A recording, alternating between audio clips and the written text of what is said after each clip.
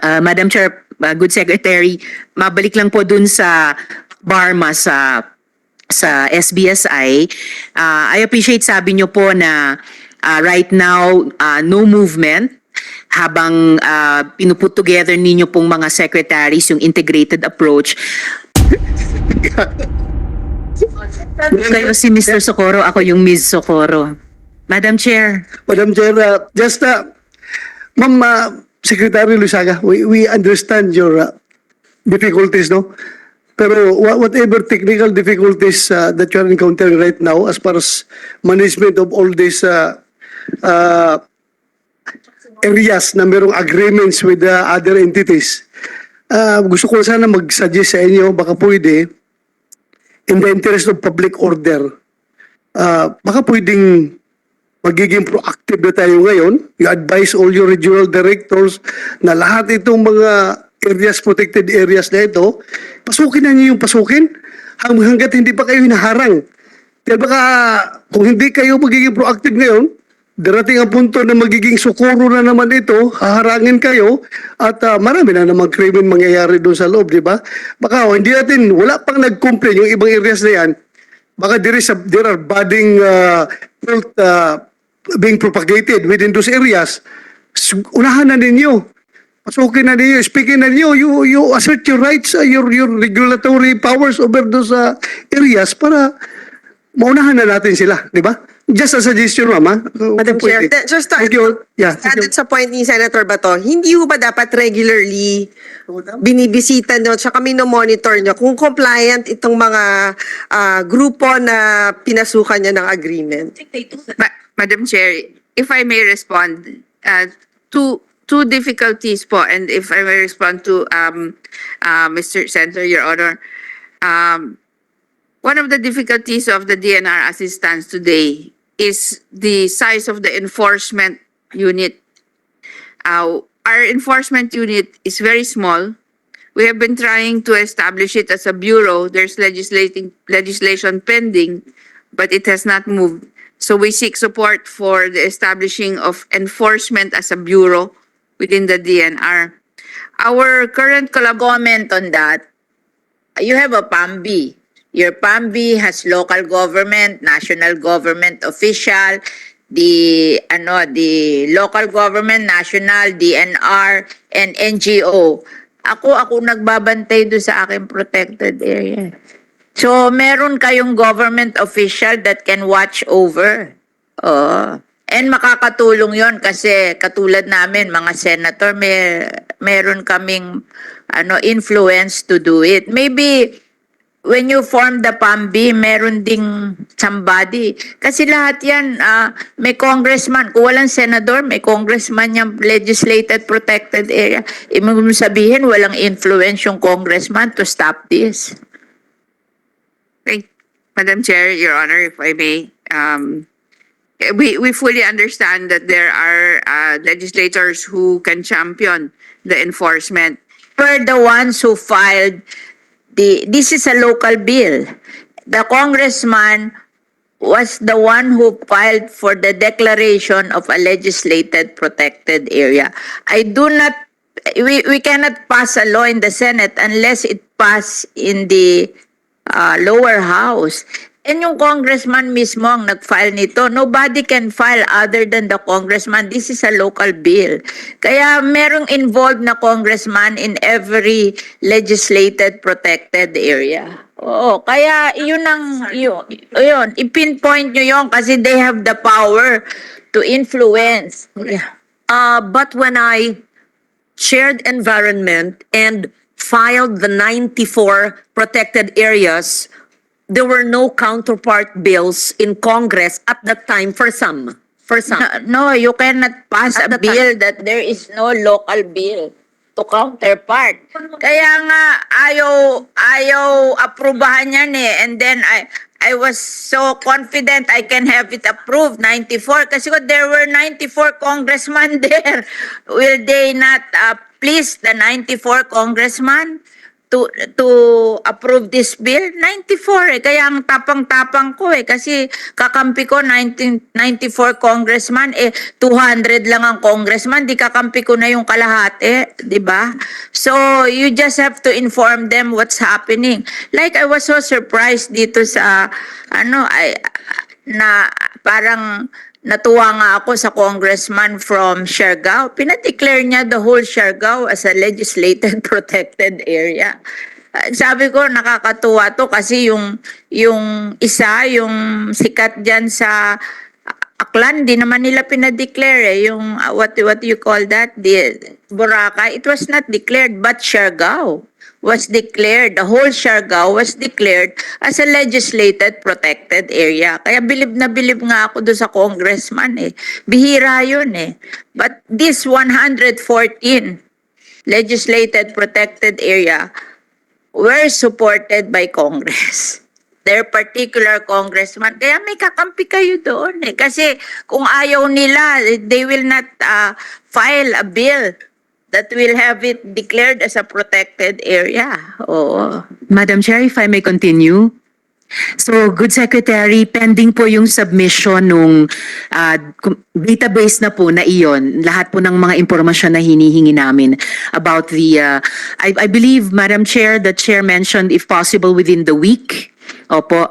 Pending that, just two quick points, and then to bring it back also particularly to the SBSI Pacbarma.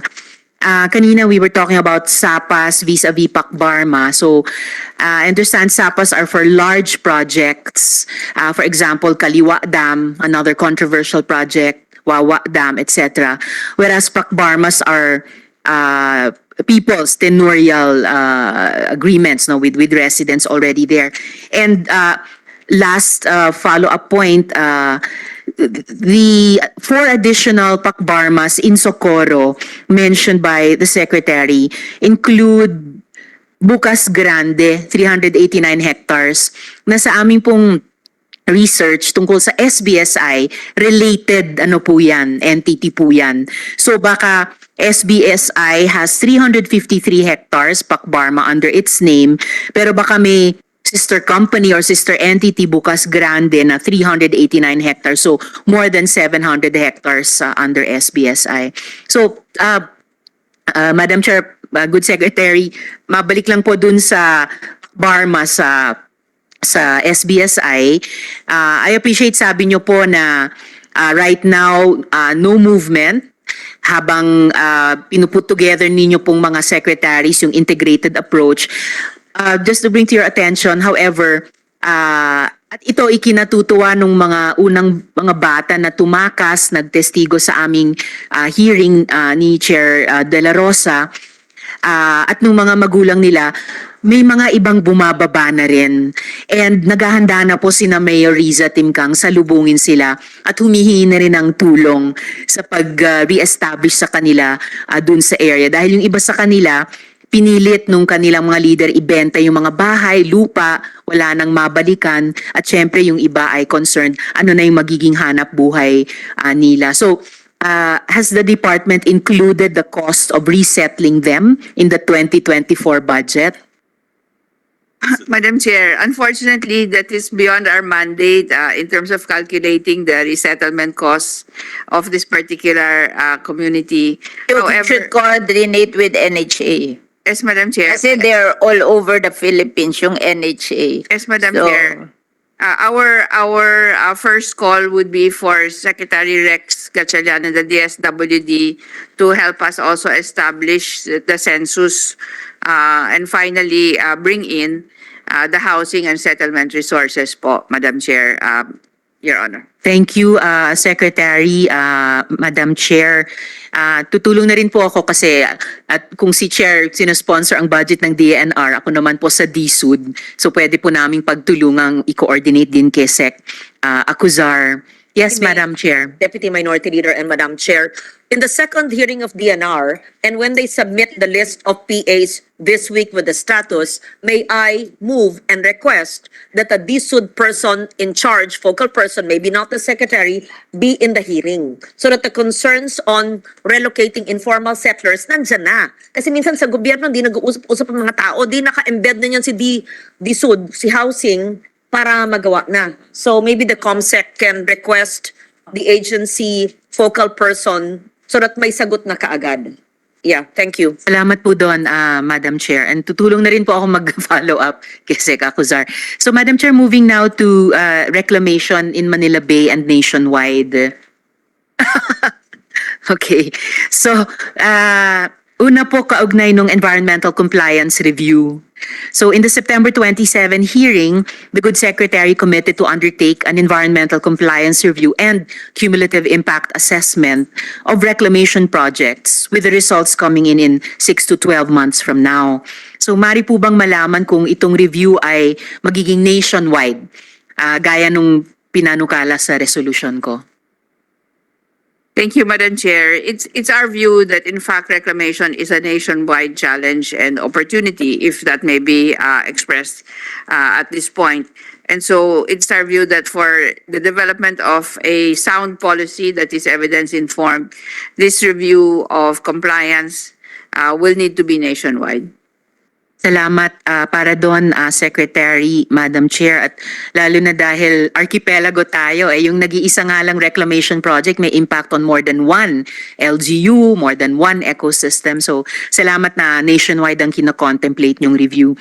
At ito bang nationwide review, i-cover lamang yung mga inaprubahan ng PRA na may ECCs, o kasama po ba yung ongoing kung saan may ginastos ng mga public funds pero hindi kompleto yung dokumento, halimbawa walang ECC or otherwise unauthorized? This what will be the approach initially, Madam Chair, Your Honor, will be everything that comes down to us from the PRA would be the subject of the review. At kung naman sakali may mga i-bring sa attention ng department ng ibang stakeholders beyond PRA and with yung itong ibang mga characteristics, bukas po ba ang DENR sakupin sa nationwide review? Absolutely, Madam Chair, Your Honor. I love hearing that word absolutely sa ganitong klaseng mga sagot. Just saying po, Madam Chair. Salamat po. At ano po yung intensyong gawin ng DENR sa mga makikita ninyong unauthorized reclamations?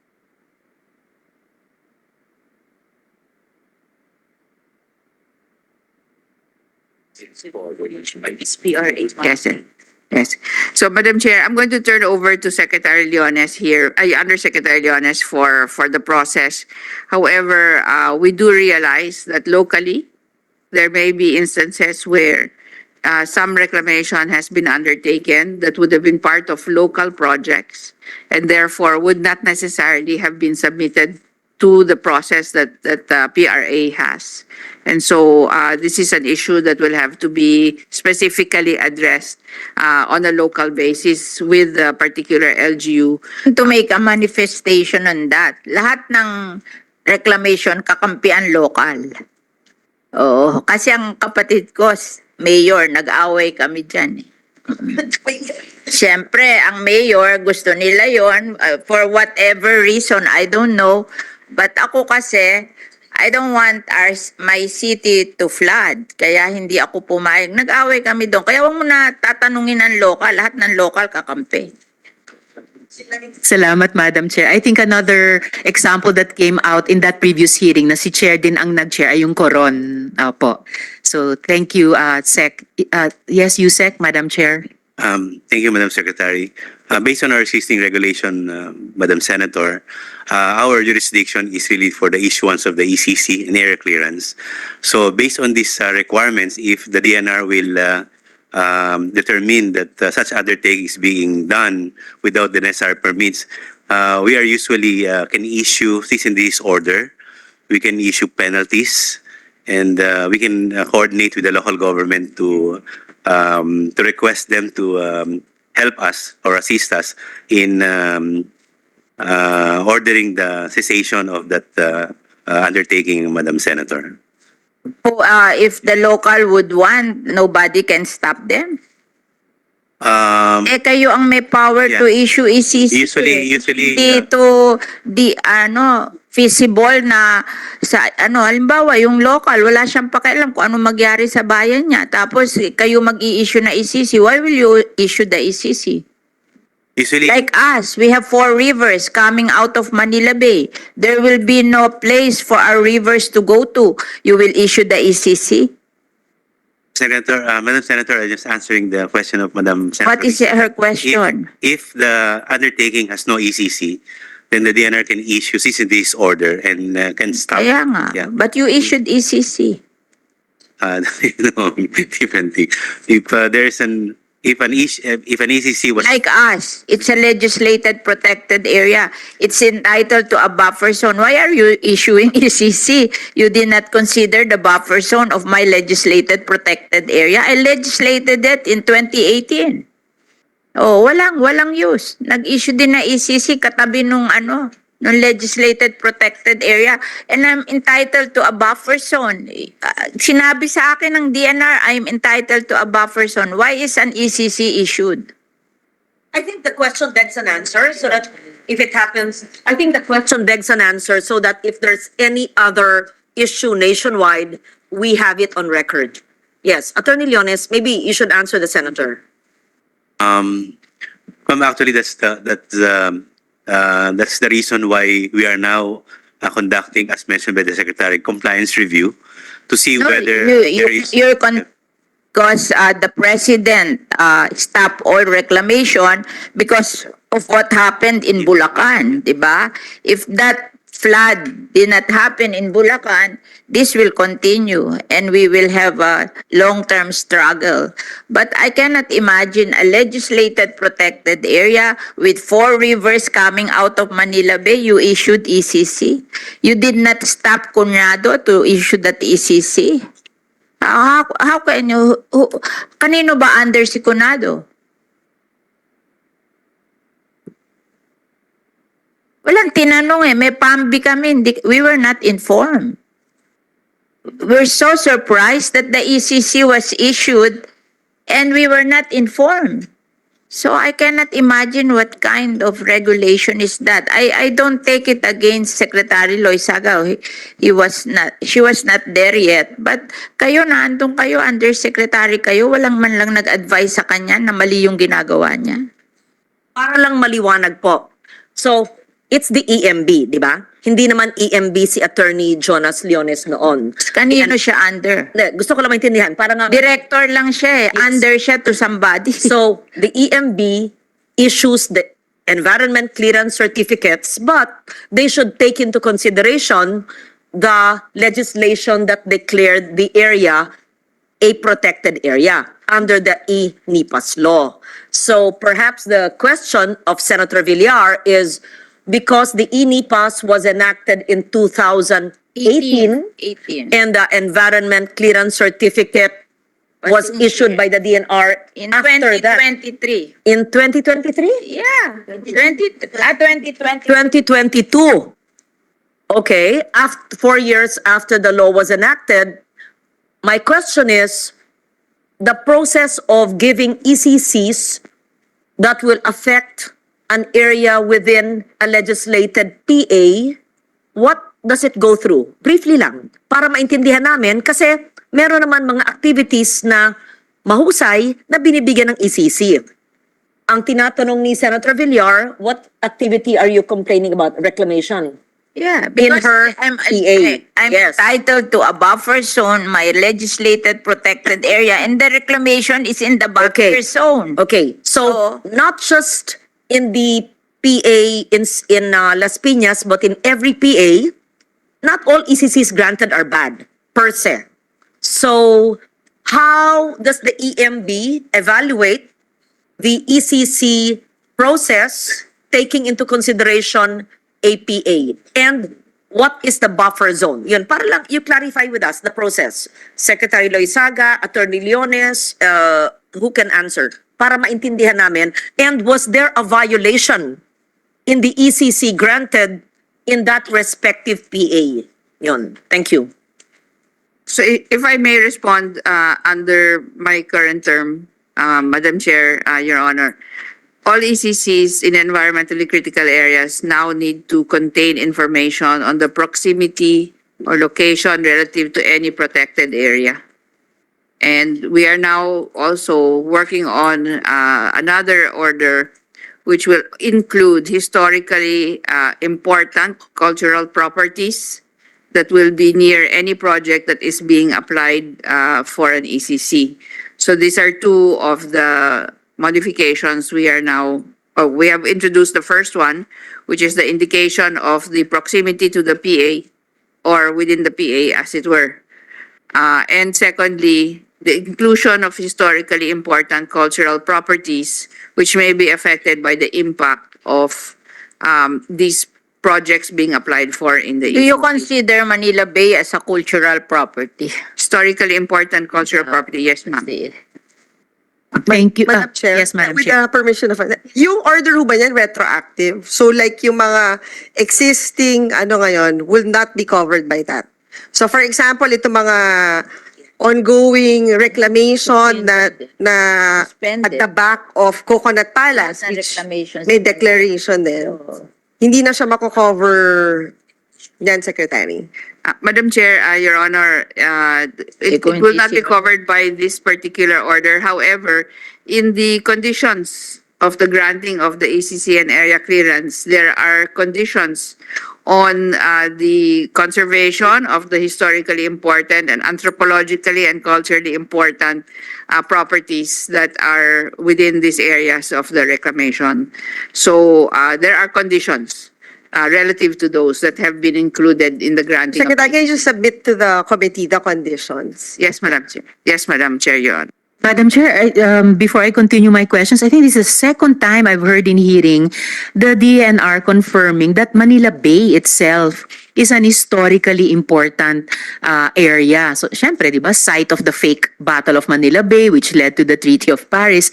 And kanina po, we were just talking about it off mic, but si Sen JV has an important observation about the suspension as ordered by the President of the reclamation projects in Manila Bay, and yet, Madam Chair, if Sen JV would like to make it. Yes, a with the indulgence of Senator Tiberos, I told Yes, Senator Risa that just want to get an update kung suspended ba talaga data operation ng reclamation, because I bike here almost every day and I see that there's movement, and even Senator Binay, whose office, talagang view niya yon, napansin din niya. So can we have an update? Bakit parang may gumagalaw? Just to add dun sa comments ni Sen Risa and Sen JV, Secretary, yung table ko ho, ang view ko, yung ongoing reclamation, and I've noticed lately, parang may movement pa din, like may mga backhoe na gumagalaw. So I don't know kung kasama siya dun sa suspended. We don't have direct information on they are suspended. If there is movement po, what has been allowed was really to mitigate the dispersion of the sand in order for it not to be flying into the internal areas and the coastal areas. If I may, Your Honor and Madam Chair, we will look directly into these specific reports. But there have been instances wherein there were complaints by the LGU and some constituents that the sand has been dispersing inward. And therefore, we have suggested to the proponents, including the LGU proponents, that they take the mitigating measures in order to prevent and minimize this po. So if there are specific observations, we would very much welcome any movement observations. And we would definitely check on this po by going on site. Just to also inform, Madam Chair, Your Honor, we have people actually inspecting, no, dynamically and periodically to see whether in fact there is movement. Yes, Madam Chair, but any observation po would be most welcome.